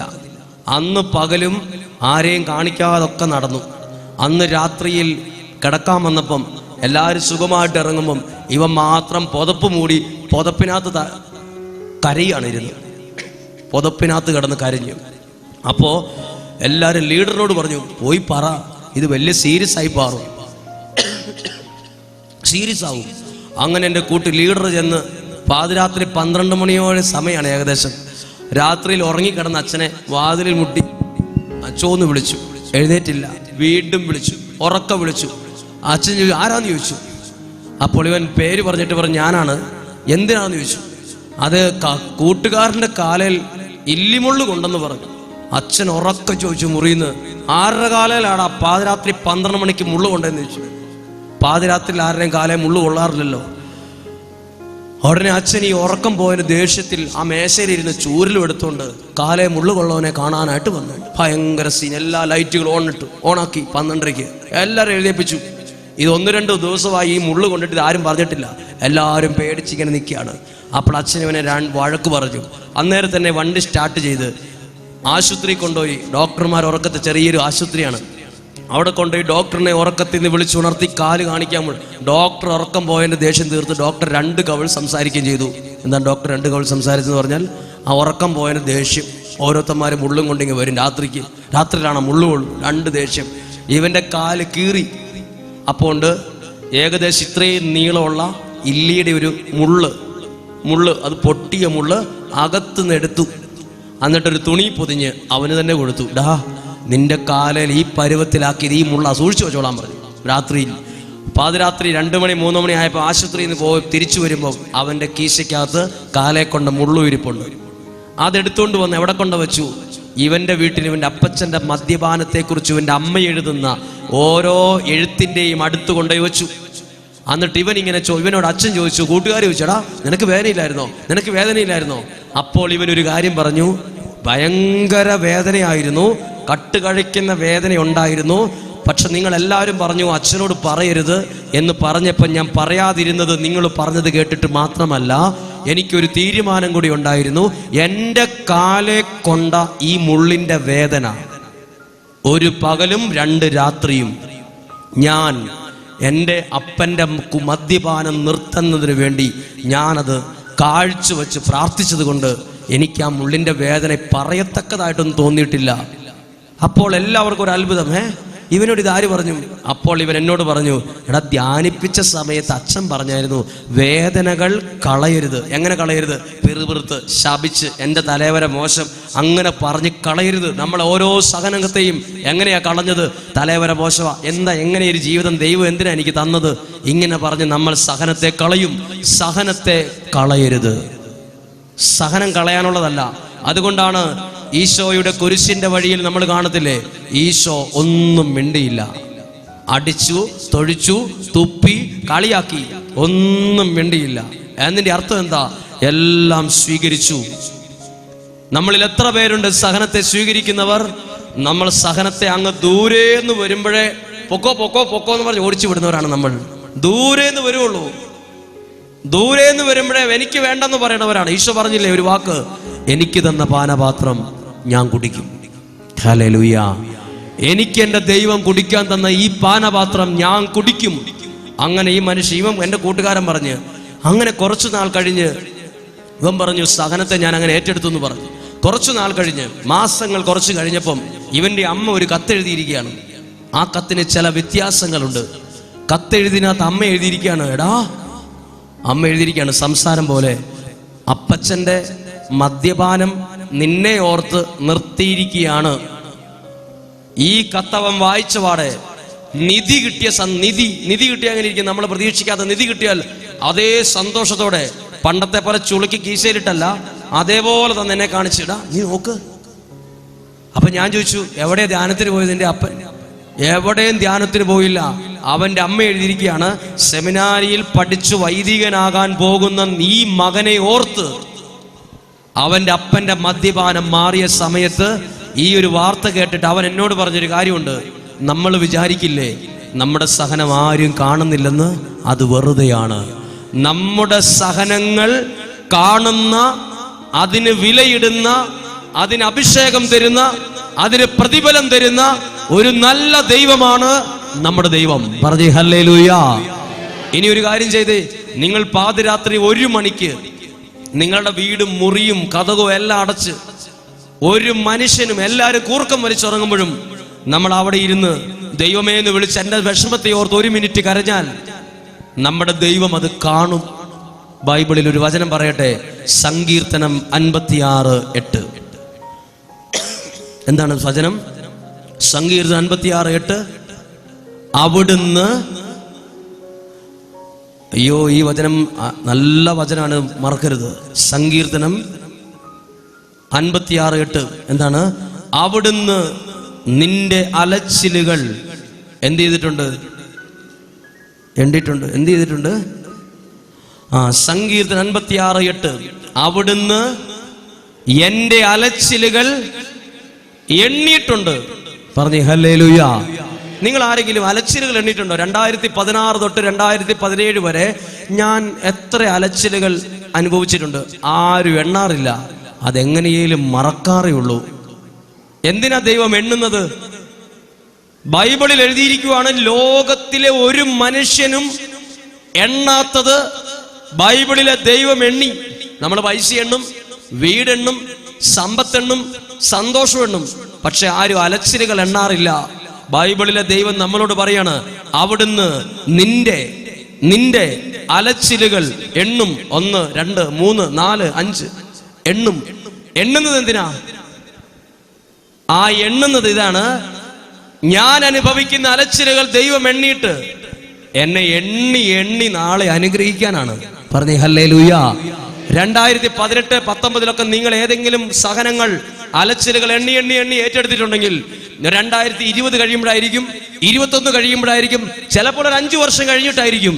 നിങ്ങൾ 3 വർഷം മുമ്പ് അനുഭവിച്ച ചില കണ്ണുനീരിന്, ചില അലച്ചിലുകൾ ദൈവം എണ്ണിയിട്ട് എണ്ണി നിങ്ങളെ അനുഗ്രഹിക്കാൻ ദൈവം തീരുമാനിക്കുന്നത്. പറഞ്ഞേ ഹല്ലേലൂയ. ദൈവം എണ്ണുന്നത് എണ്ണി അനുഗ്രഹിക്കാൻ. അടുത്ത വചനം നോക്കി, എന്താണ്? അവിടുന്ന് എൻ്റെ കണ്ണുനീര് കുപ്പിയിൽ, ലോകത്തിൽ ഏതെങ്കിലും പുസ്തകം എടുത്ത് വായിച്ചിട്ട് ആരെങ്കിലും കണ്ണുനീര് കുപ്പിയിലെടുത്ത് വെക്കുന്ന ഒരാളെ കണ്ടുപിടിച്ച് നിങ്ങൾക്ക് കൊണ്ടുവരാൻ പറ്റും? ഈ ലോകം മുഴുവൻ തപ്പ്. ബൈബിളിലെ ദൈവമല്ലാതെ, നമ്മുടെ ദൈവം അല്ലാതെ കണ്ണുനീര് കുപ്പിയിലെടുത്ത് വയ്ക്കുന്ന വേറൊരു ദൈവം ഇല്ല. ഹല്ലേലൂയ. നിങ്ങൾ നിങ്ങളുടെ കണ്ണുനീര് കുപ്പിയിലെടുത്ത് വെച്ചിട്ടുണ്ടോ? എന്ത് ചെയ്തിട്ടുണ്ട്? ഞാൻ എൻ്റെ കാര്യം പറയാം. ഞാൻ എൻ്റെ കണ്ണുനീര് ഈ ലോഹയില് തൂത്ത് കളഞ്ഞിട്ടുണ്ട്. കുപ്പിയില്ലാഞ്ഞിട്ടാണ്. ഇഷ്ടംപോലെ കുപ്പി റോട്ടിൽ കൂടെ അവിടം വരെ പോയാൽ തന്നെ 50 കുപ്പി കിട്ടും. കുപ്പിയില്ലാഞ്ഞിട്ടല്ല, എന്നാലും ഞാൻ കുപ്പി അന്വേഷിച്ച് പോകാറില്ല. ഞാൻ അന്നേരം തുണിയെ തൂത്ത് കളയും, അല്ലെങ്കിൽ തുവാലെ തൂത്തുകളയും. എന്തുകൊണ്ടാ ബൈബിളിന് ദൈവത്തിന് തൂത്ത് കളഞ്ഞാൽ പോരെ കണ്ണുനീര്? ഈ ജനങ്ങളുടെ മുഴുവൻ കണ്ണുനീര് കുപ്പിയിലെടുത്തു വെക്കാൻ ദൈവത്തിന് വരെ പണിയൊന്നുമില്ലേ? ബൈബിളിലെ ദൈവം പറയുക, നിങ്ങൾ ആര് തന്നെയായാലും നിങ്ങൾ മനസ്സ് വിഷമിച്ച് കരഞ്ഞാൽ കണ്ണുനീര് ദൈവം കുപ്പിയിലെടുത്തു വയ്ക്കും. ഹല്ലേലൂയ. അതുകൊണ്ടാ പറയുന്നേ, ആരുടെയും കണ്ണുനീര് വീഴ്ത്തരുത്. മാതാപിതാക്കളുടെ കണ്ണുനീര് വീഴരുത്, അയൽവാസിയുടെ കണ്ണുനീര് വീഴരുത്, എൻ്റെ കൂടെ ജോലി ചെയ്യുന്ന ഒരു സഹപ്രവർത്തകന്റെ കണ്ണുനീര് വീഴരുത്, എൻ്റെ ഒപ്പം നിൽക്കുന്നവരുടെ ഒരു മനുഷ്യൻ്റെയും, അത് പാവപ്പെട്ടവനാണേലും ഏതു മതവിശ്വാസിയാണേലും ആരുടെയും കണ്ണുനീര് വീഴ്ത്തരുത്. ഹല്ലേലൂയ. കാരണം ദൈവം വിലയിട്ട ഒരു സാധനമാണത്. ദൈവം വിലയിട്ടിരിക്കുന്നത് സ്വർണത്തിനോ പണത്തിനോ സമ്പത്തിനോ അല്ല, കണ്ണുനീരിന്. അതാരുടെയും കണ്ണിൽ നിന്ന് വീഴാൻ ഞാൻ ഇടവരുത്തരുത്. എൻ്റെ ഒരു പ്രത്യേക ഒരു കാര്യം കൊണ്ട് അയാൾ മനസ്സ് നൊന്ത് കരഞ്ഞു, അതെനിക്ക് ഇരിപ്പതാ. കണ്ണുനീരിന് വിലയുണ്ട്. ഹല്ലേലൂയ. പല മക്കളും അറിഞ്ഞിരിക്കണം, ചില ചെറുപ്പക്കാരായ മക്കളും അറിഞ്ഞിരിക്കണം, അവരോരോ ജീവിതാന്തസ് തിരഞ്ഞെടുക്കുമ്പം പലരും ജീവിതാന്തസ് തിരഞ്ഞെടുക്കുന്നത് മാതാപിതാക്കളുടെ ഒരുപാട് കണ്ണുനീര് മേടിച്ചെടുത്തിട്ടാ വിവാഹ ജീവിതത്തിലേക്ക് കാലെടുത്ത് വയ്ക്കുന്നത്. മാതാപിതാക്കളുടെ കണ്ണുനീര് മേടിച്ചിട്ടാ വിവാഹ ജീവിതത്തിലേക്ക് കാലെടുത്ത് വെക്കുന്നുണ്ടെങ്കിൽ ആ വിവാഹ ജീവിതത്തെ അത് സാരമായി ബാധിക്കും. മാതാപിതാക്കളുടെ അനുഗ്രഹം കിട്ടേണ്ട സമയത്ത് കണ്ണുനീരാണ് വീണതെങ്കിൽ ജീവിതത്തെ അത് ഇളക്കി മറിച്ച് കളയും. കണ്ണുനീരിന് ദൈവം പോലും വിലയിട്ടിട്ടുണ്ട്. കണ്ണുനീരിന് വിലയുണ്ട്. പറഞ്ഞേ ഹല്ലേലൂയ. അവർക്ക് പറഞ്ഞേ ഹല്ലേലൂയ. അടുത്ത വചനം കൂടെ നോക്കിക്കേ. അവിടുന്ന് കണ്ണുനീർ കണങ്ങൾ കുപ്പിയിൽ ശേഖരിച്ചിട്ടുണ്ട്, അവ അങ്ങയുടെ ഗ്രന്ഥത്തിൽ ഉണ്ടല്ലോ. ഏതാ ദൈവത്തിന്റെ ഗ്രന്ഥത്തിലുള്ളത്? ഞാൻ അനുഭവിച്ച സങ്കടങ്ങൾ ദൈവത്തിന്റെ ഗ്രന്ഥത്തിനകത്തുണ്ടല്ലോ എന്ന്. അപ്പോൾ നമ്മൾ ആരും ഇനി പരാതി പറയരുത്, എൻ്റെ സങ്കടം ആരും കണ്ടില്ലല്ലോ, കേൾക്കുന്നില്ലല്ലോ, അറിയാൻ ആരുമില്ലല്ലോ. അത് ദൈവത്തിന്റെ ഗ്രന്ഥത്തിൽ, ജീവപുസ്തകത്തിലുണ്ട്. പറയാമോ ഹല്ലേലൂയ? അവർക്ക് പറഞ്ഞേ ഹല്ലേലൂയ. സഹനങ്ങൾക്ക് എന്തുണ്ട്? വിലയുണ്ട്. എനിക്ക് കേട്ടെ, ഞാനങ്ങനെ എൻ്റെ കുടുംബത്തിൽ എൻ്റെ അപ്പച്ചൻ നന്നായിട്ട് മദ്യപിച്ച് സാമ്പത്തിക മേഖല നന്നായിട്ട് തകർന്ന് തരിപ്പണമായി പോയി. എൻ്റെ കുടുംബക്കാർ മുഴുവൻ വലിയ സാമ്പത്തിക ഭദ്രതയുള്ള അവസ്ഥയിൽ ചുറ്റും നിൽക്കുന്നു. സാമ്പത്തികമായി താഴെ പോയതുകൊണ്ട് ഒരു കല്യാണത്തിന് പോലും ഒരു മനുഷ്യനും വിളിക്കാറില്ല. കാരണം നല്ല ഡ്രസ്സില്ല, കാഴ്ചയിൽ നല്ല ഭംഗിയില്ല, നല്ല ഒരു എല്ലാവരുടെയും ഒപ്പം നിൽക്കാനുള്ള എടുപ്പനാലിറ്റി ഇല്ല, അതുകൊണ്ട് വിളിക്കാറില്ല. ഞാൻ 5ാം ക്ലാസ്സിൽ പഠിക്കുമ്പോഴേ ഒരു കല്യാണത്തിന് പോയ ഓർമ്മയുള്ളൂ എൻ്റെ മനസ്സിൽ. ആ കല്യാണത്തിന് പോയപ്പോൾ ഞാൻ മാത്രം സ്കൂൾ യൂണിഫോമിലാണ് പോയത്, നീലയും വെള്ളയും. ഞാൻ വിചാരിച്ചുകൊണ്ടിരുന്നത് എൻ്റെ മാത്രം ഡ്രസ്സാണ് ഏറ്റവും നല്ലതെന്ന്. പക്ഷെ ആ വിവാഹ വീട്ടിൽ ചെന്നപ്പം ആ വീട്ടിലെ ഉത്തരവാദിത്തപ്പെട്ട ഒരാൾ എൻ്റെ ഈ വേഷത്തിൻ്റെ പ്രത്യേകത കൊണ്ട് എന്നെ കൈക്ക് പിടിച്ച് ഒരു സ്റ്റോർ റൂമിൽ കൊണ്ടുപോയി നിർത്തി. അവിടെ പച്ചക്കറികളും അവരുടെ കല്യാണ ആവശ്യങ്ങൾക്കുള്ള അരിയും എല്ലാം കൊണ്ട് അവിടെ നിർത്തിയിട്ട് ആ സ്റ്റോർ അടച്ചു. അന്നത്തെ പ്രായത്തിൽ എനിക്കറിയില്ലായിരുന്നു എന്തിനാ കല്യാണത്തിന് വന്ന് എന്നെ സ്റ്റോർ റൂമിൽ കൊണ്ട് നിർത്തിയെന്ന്. മണിക്കൂറുകൾ ഞാൻ അവിടെ നിന്നു. ആ സമയത്ത് എൻ്റെ വീട്ടിലുള്ളവർ എന്നെ തപ്പി നടക്കുക ഫുൾ. കുറച്ച് കഴിഞ്ഞ് ഞാൻ ആരും എന്നെ കാണാത്തതുകൊണ്ടും വിളിക്കാത്തതുകൊണ്ട് ഞാൻ പതുക്കെ വാതിൽ തുറന്ന് സാധാരണ പോലെ പുറത്തിറങ്ങി.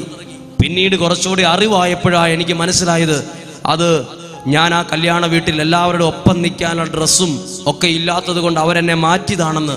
പിന്നെ ഏത് വിവാഹത്തിന് പോകാനും എനിക്ക് വലിയൊരു വേദന പോലെ, എനിക്കൊരു വലിയ സങ്കടം പോലെ, ഒരു പേടി. അങ്ങനെ ഞാൻ സെമിനാരിൽ ചേർന്ന് 7 വർഷക്കാലം സെമിനാരിയിൽ പഠിച്ച് അവധിക്ക് വീട്ടിൽ വരുമ്പോൾ എൻ്റെ വീട്ടുകാർ മുഴുവൻ വേറൊരു കല്യാണത്തിന് പോകാൻ ഒരുങ്ങുവാണ്. അപ്പോൾ ഞാൻ ആ വീട്ടിൽ വന്ന പാടെ എൻ്റെ ബന്ധുക്കളിൽ ഒരാൾ ചോദിച്ചു, നീ വരുന്നുണ്ടോ കല്യാണത്തിന്?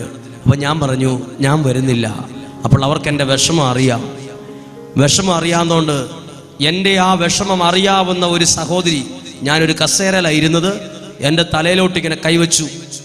ഇങ്ങനെ കൈവച്ചിട്ട് ഇങ്ങനെ പ്രാർത്ഥിക്കുമല്ല, ഇങ്ങനെ പറഞ്ഞു, നീ സെമിനാരിയിൽ പഠിച്ച് പൗരോഹിത്യം സ്വീകരിച്ച് വൈദികനാകുമ്പം നീ ഒന്നും പേടിക്കണ്ട, നിന്നെ നമ്മുടെ ബന്ധുക്കളൊക്കെ ആദ്യം കല്യാണത്തിനും ആഘോഷങ്ങൾക്കും വിളിക്കുന്നത് നിന്നെ ആയിരിക്കും എന്ന് പറഞ്ഞു. അതെൻ്റെ മനസ്സിലൊരു വലിയ വെളിച്ചം.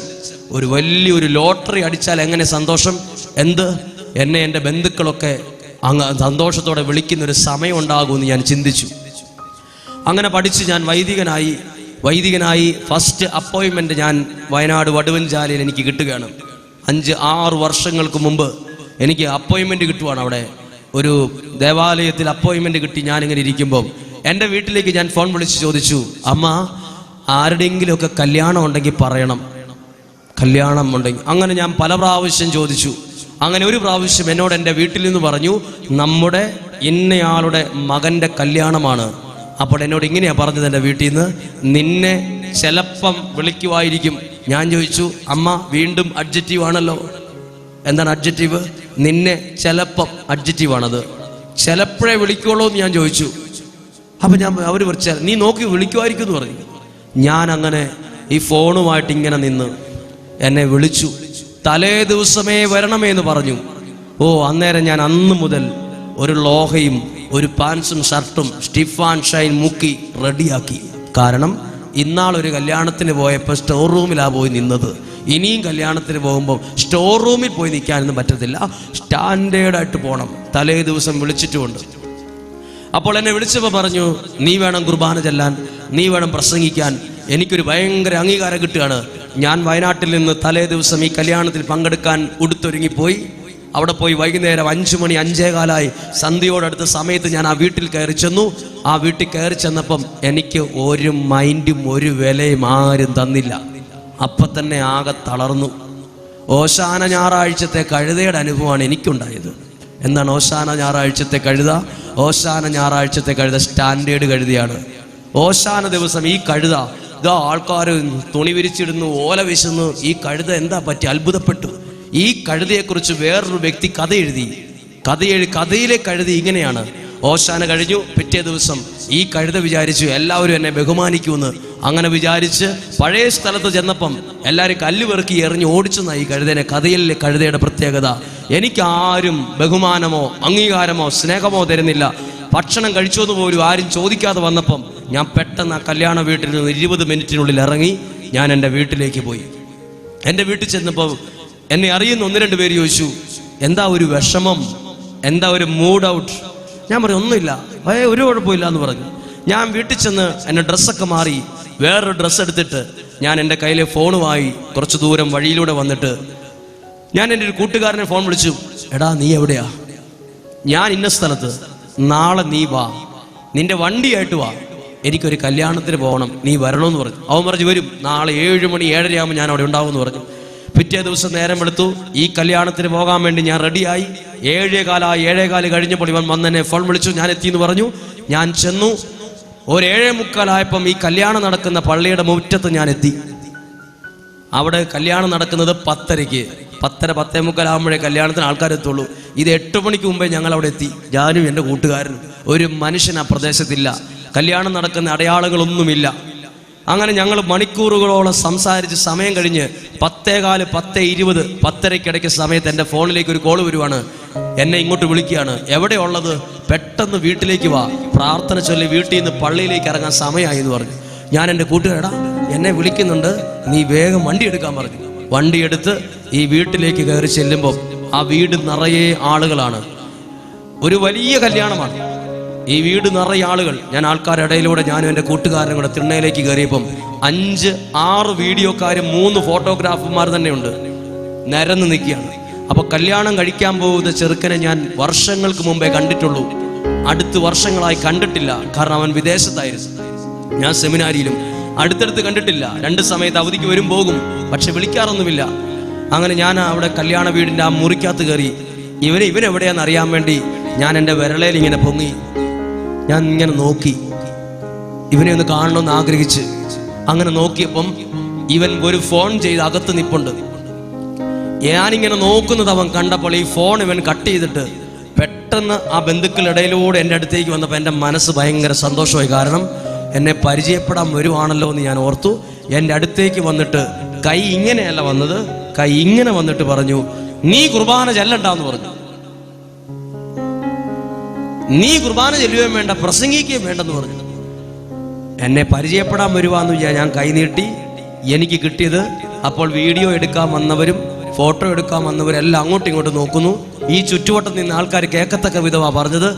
എനിക്ക് ഒരു കല്ലെടുത്തിട്ട് ഈ ചങ്കിനിട്ട് ഇങ്ങനെ ഇടിച്ചാൽ എന്തേലും വേദന ഉണ്ടാവോ, അത്രയൊരു വേദന അകത്തെനിക്ക് തോന്നി.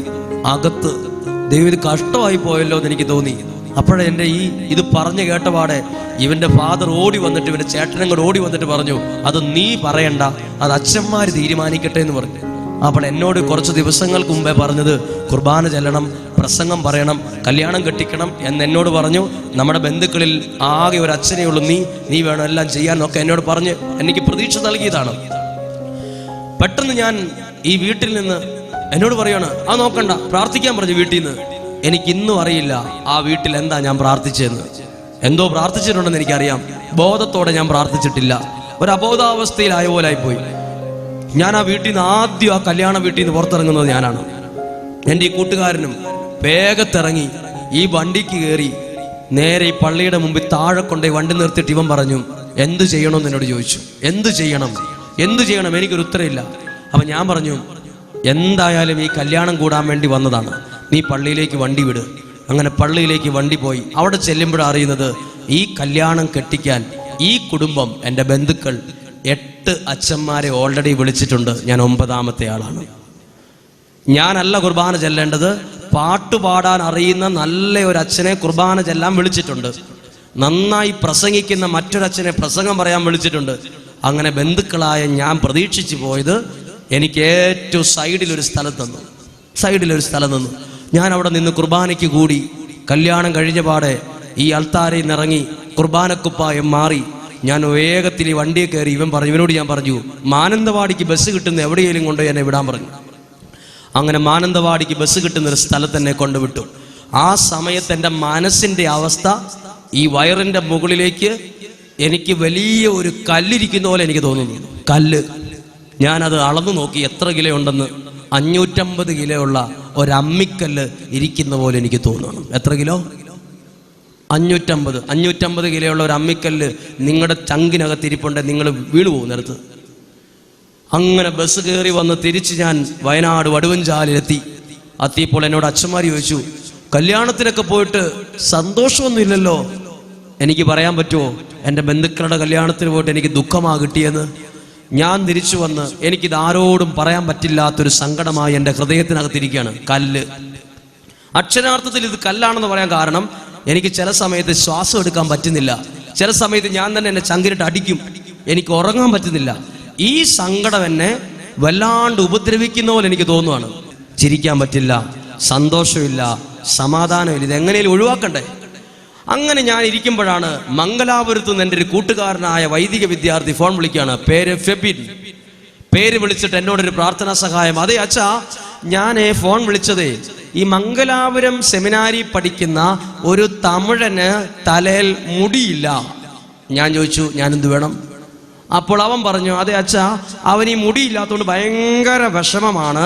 അതുകൊണ്ട് എല്ലാവരും രാവിലെ തലമുടി ചെയ്യുമ്പോൾ അവന് തലമുടി ചെയ്യാനില്ലാത്തതുകൊണ്ട് വെറുതെ കൈ ഇങ്ങനെ പിടിച്ച് ഇങ്ങനെ പറയും. എന്നിട്ട് പറയും, കുറച്ച് മുടി ഉണ്ടായിരുന്നെങ്കിൽ ചെയ്യുമായിരുന്നു, കുറച്ച് മുടി ഉണ്ടായിരുന്നു. അപ്പം എല്ലാവർക്കും വിഷമമായി, അവന് മുടി, ഒറ്റ മുടിയില്ല.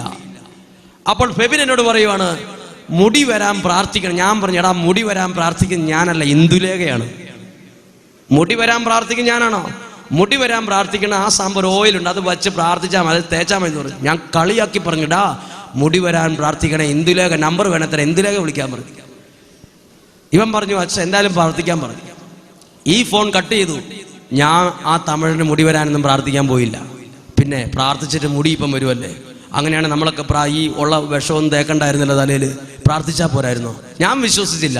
കുറച്ച് നാൾ കഴിഞ്ഞപ്പം എൻ്റെ മനസ്സിൽ ഈ ഫോൺ വിളിച്ച് തന്നെ മനസ്സിൽ കിടക്കുക. അപ്പോഴെനിക്ക് ഇടയ്ക്കൊരു ഓർമ്മ വരുവാണ്. പണ്ട് വർഷങ്ങൾക്ക് മുമ്പ് എൻ്റെ ഒരു കൂട്ടുകാരൻ കാലെ കൊണ്ട ഒരു മുള്ളിൻ്റെ വേദന അത് കാഴ്ചവെച്ചു അപ്പൻ്റെ മദ്യപാനം മാറാൻ. അതുപോലെ സംഭവിച്ചിട്ടുണ്ടല്ലോ.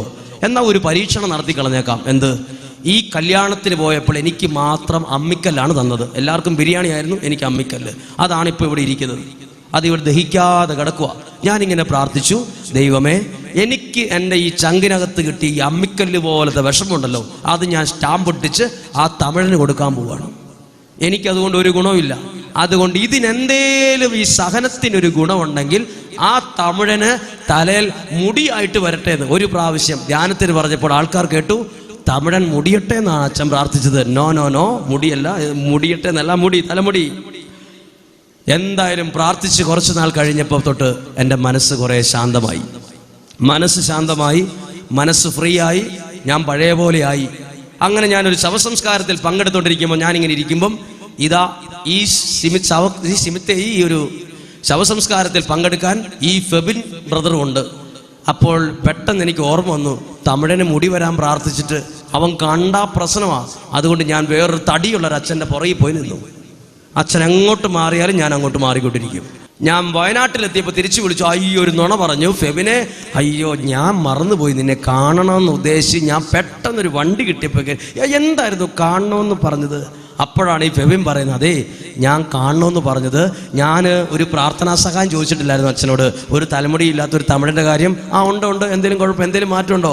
അവൻ പറയാണ്, ഷേവ് ചെയ്താൽ, നമ്മുടെ തല ഷേവ് ചെയ്താൽ നമ്മുടെ മുടി എങ്ങനെ വരും, അതുപോലെ തലമുടി വന്നു. തമിഴൻ തൻ്റെ തന്നെ കൈയക്ഷരത്തിൽ ഒരു കത്തെഴുതി തന്നത് എൻ്റെ കയ്യിൽ ഇരിപ്പത് കൈമാറണമെന്ന് എനിക്ക് ആഗ്രഹം ഉണ്ടായിരുന്നു. അച്ഛനെ കാണാത്തോണ്ട് എൻ്റെ കയ്യിൽ തന്നെ ഇരിപ്പുണ്ട്. ഞാൻ ചോദിച്ചു, ആദ്യം തന്നെ ചോദിച്ചടാ നീ കളിയാക്കുവാണോ? അപ്പോൾ അവൻ എന്നോട് വേറെ രീതിയിൽ സംസാരിക്കാൻ തുടങ്ങിയപ്പോൾ എനിക്ക് മനസ്സിലായി ഇതിനകത്ത് സത്യമുണ്ടെന്ന്. അന്ന് എനിക്കൊരു കാര്യം പിടികിട്ടി. എന്ത്? സഹനത്തിന് എന്തുണ്ട്? നമ്മളുടെ സഹനം അതെന്തിനു വേണ്ടി കാഴ്ചവെച്ചാലും അവിടെ ദൈവം അത്ഭുതം ചെയ്യും. പറഞ്ഞേ ഹല്ലേലൂയാ, അവർക്ക് പറഞ്ഞേ ഹല്ലേലൂയാ. ബൈബിൾ പഠിപ്പിക്കുന്നു സഹനത്തിന് വിലയുണ്ട്. അതുകൊണ്ട് ദയവ് ഇത് തലമുടിയില്ലാത്ത ആരെങ്കിലും വിഷമിക്കുന്നുണ്ടെങ്കിൽ ഇന്ന് തൊട്ട് പേടിക്കണ്ട. വീട്ടിൽ അമ്മിക്കല്ലുണ്ടെങ്കിൽ ശകലത്തെ പൊടിക്കുക, അരയ്ക്കുക, തേക്കുക. രാവിലെ ഒരു നേരം, ഉച്ചയ്ക്ക് ഒരു നേരം, വൈകിട്ട് ഒരു നേരം. അമ്മിക്കല്ല് കളയരുത്. മിക്സി മേടിച്ചപ്പോൾ അമ്മിക്കല്ലൊക്കെ ചവിട്ടി തൂത്തി പുറകിട്ടിട്ടുണ്ട്. അതൊക്കെ തിരിച്ചെടുത്ത് അമ്മിക്കല്ല് ആദ്യം നന്നായി കഴുകണം. ഡീറ്റെയിൽ ആയിട്ട് അറിയണം, എന്നോട് ചോദിച്ചാൽ മതി. ഇത് നമ്പർ പിന്നെ തരുന്നതായിരിക്കും. പറഞ്ഞേ ഹല്ലേലൂയാ, അവർക്ക് പറഞ്ഞേ ഹല്ലേലൂയാ. എന്തായാലും സഹനത്തിനൊരു ഫലമുണ്ടെന്ന് എനിക്ക് മനസ്സിലായി. ഇനി കേൾക്കുക, ഈ സഹനം ഒരു കല്യാണ വീട്ടിൽ ചെന്ന് കല്യാണ വീഡിയോയ്ക്കകത്ത് മുന്നിൽ നിൽക്കാൻ പറ്റാത്തതിൻ്റെ ഒരു സഹനം ഞാൻ അത് ഏറ്റെടുത്തു. ഓക്കെ, ഒരു ക്യാമറയുടെ മുമ്പിൽ നിൽക്കാൻ നീ യോഗ്യരല്ല, നീ പ്രസംഗം പറയണ്ട, നീ കുർബാന ചെല്ലണ്ട, അതിനേക്കാൾ യോഗ്യനായ പാട്ടുകാരും പ്രസംഗർ അച്ഛന്മാർ ഞങ്ങൾക്കുണ്ട് എന്ന് പറഞ്ഞ് തള്ളിക്കളഞ്ഞതിന്റെ വേദന ഏറ്റെടുത്തപ്പോൾ ദൈവം ലക്ഷക്കണക്കിന് ആളുകളുടെ മുമ്പിൽ നിൽക്കാൻ ദൈവം എനിക്ക് അത്രയും ഉയർത്തുവാ ചെയ്തിട്ടുള്ളത്. പറഞ്ഞേ ഹല്ലേലൂയാ. എല്ലാ സഹനങ്ങളും ഒരു വ്യക്തിയുടെ ഉയർച്ചയ്ക്കാണ്, അത് ഉറപ്പാണ്. അതുകൊണ്ട് ഞാൻ എത്ര ഉറക്കം മൈക്കിലൂടെ പറയാൻ പറ്റുമോ അത്രയും ഉറക്കം ഞാൻ പറയും. നിങ്ങളുടെ ഏതെങ്കിലും സഹനത്തിലൂടെ കടന്നു പോകുന്ന ആരെങ്കിലും ഉണ്ടെങ്കിൽ പേടിക്കരുത്. പോയി മരിച്ചേക്കാം, ജീവിക്കണ്ട, തലവര മോശമാ എന്നും എനിക്ക് കയ്പ് മാത്രമേ ഉള്ളൂ പറയരുത്. എല്ലാ സഹനങ്ങളും നന്മയ്ക്കാ. ഇപ്പോൾ ഇവിടെ ഇരിക്കുന്ന ആരെങ്കിലും വിഷമിക്കുന്നവരുണ്ടെങ്കിൽ ഒരു കാര്യം പറയട്ടെ, അത് നല്ലതിനാണ്. ഇപ്പോൾ ഒരു വിഷമത്തിലൂടെ ഇന്ന് വീട്ടിൽ ചെല്ലുമ്പോൾ തന്നെ എന്തായിരിക്കും അവസ്ഥ എന്നോർത്ത് വിഷമിക്കുന്ന ആൾക്കാരില്ലേ? അന്നാ ഒരു കാര്യം കേട്ടോ, അതും നന്മയ്ക്കാ, അതും നന്മയ്ക്കാക്കി മാറ്റും ദൈവം. പറഞ്ഞേ ഹല്ലേലൂയാ, അവർക്ക് പറഞ്ഞേ ഹല്ലേലൂയാ. വിചാരിച്ചതിനേക്കാൾ കൂടുതൽ സമയമായി, എങ്കിലും ഒരു കാര്യം പറഞ്ഞ് നിർത്തുകയാണ്. എല്ലാ സഹനങ്ങൾക്കും എന്തുണ്ട്? വിലയുണ്ട്. ഹല്ലേലൂയ.